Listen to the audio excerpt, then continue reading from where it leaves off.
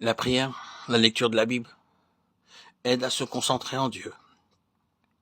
Dans le même ordre d'idées, la parole de louange, le cantique sont des armes puissantes pour mettre en fuite l'adversaire.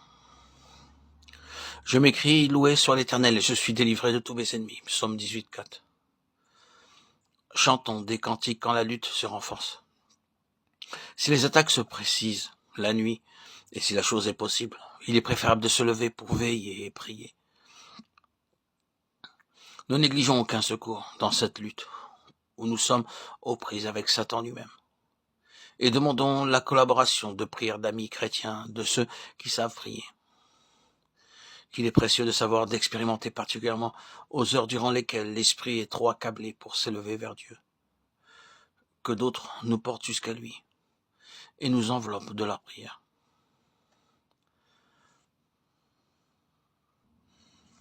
Tout fidèle, tout disciple de Christ doit se concentrer en Dieu, fixer son esprit sur les promesses et la puissance divine, qui nous aidera à échapper au filet de l'oiseleur.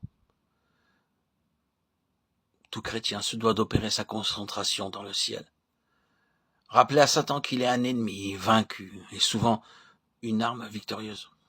Par exemple, dire ce verset, ils l'ont vaincu par le sang de l'agneau et à cause de la parole de leur témoignage. Et ils n'ont pas aimé leur vie jusqu'à craindre la mort. Apocalypse 12, 11. Certaines des armes sataniques semblent renouvelées de l'époque du paganisme.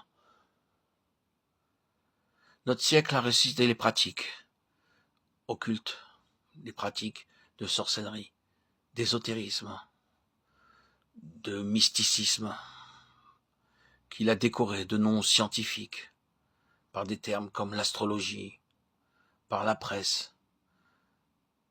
Ils ont été divulgués à la disposition de quiconque veut s'en servir. Certaines peuvent provoquer la mort physique. Mais qu'est ceci à côté de la destruction de l'être intérieur? Ne craignez point ceux qui ôtent la vie du corps, mais craignez plutôt celui qui peut perdre l'âme et le corps dans la géhenne, dit Jésus aux disciples. Et aussitôt après, l'assurance que Dieu prend soin des passereaux qu'il connaît jusqu'au nombre des cheveux de notre tête, et l'exhortation ne rien craindre, car nous valons mieux que beaucoup de passereaux. Matthieu 10, 28, 31. Rapprochons de ces déclarations d'évangile les paroles de Jésus à Saint Jean dans l'île de Patmos. Maintenant, je suis vivant au siècle des siècles. Amen. Et je tiens les clés de l'enfer et de la mort. Apocalypse 1, 18. Retenons donc la ferme assurance que rien ne nous arrivera sans la permission de Dieu, et qu'aucune puissance de mort ne pourra nous atteindre si notre service n'est pas achevé, si Dieu lui-même ne nous appelle pas. Tout ce qui concerne son enfant vient de Dieu. Tout vient de sa main. Chaque heure, chaque jour, toutes mes joies ou toutes mes peines ont passé par lui et ont reçu de sa bouche le laisser passer. Bien-aimés, ne trouvez point étrange si vous êtes dans une fournaise pour être éprouvé, comme s'il vous arrivait quelque chose d'extraordinaire. Mais réjouissez-vous de ce que vous avez part aux souffrances de Christ, afin que, lorsque sa gloire se manifestera, vous soyez aussi comblés de joie. 1 Pierre 4, 12, 13. Comblés de joie. L'enfant de Dieu l'est dès ici-bas. Dans cette marche vers le but, il s'aperçoit que chaque épreuve, chaque combat dont il est sorti vainqueur, en s'appuyant sur le grand vainqueur, ont été autant d'occasions pour lui de recevoir de nouvelles forces d'en haut. Avec le secours de la grâce, les épreuves sont devenues des moyens de croissance dans la foi, des occasions de plus grande communion avec Dieu.